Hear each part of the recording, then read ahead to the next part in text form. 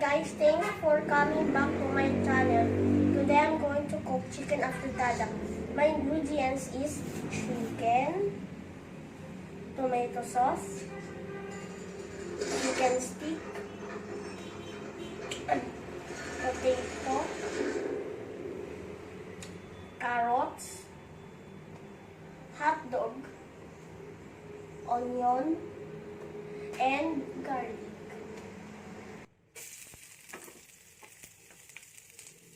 Let's saute the onion for 30 seconds.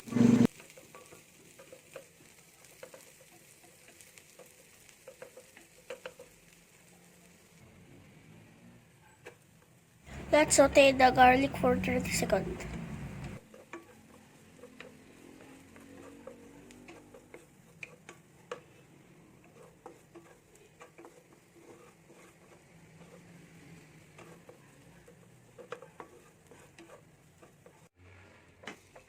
Add the sliced chicken. Cook each side for 1 minute.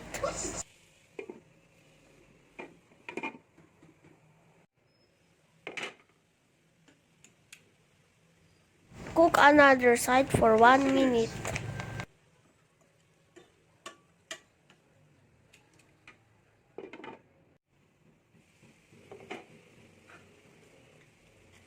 Let's pour the tomato sauce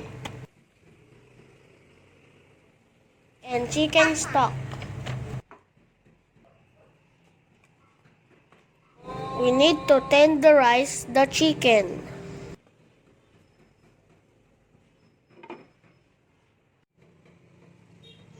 Let's add potato and cover the pot and continue to cook until the chicken gets tender.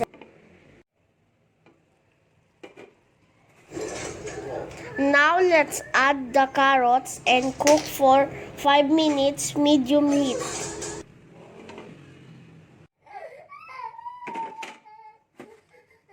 Add the last ingredients, the hot dog. Cook for another 5 minutes. Dinner is served.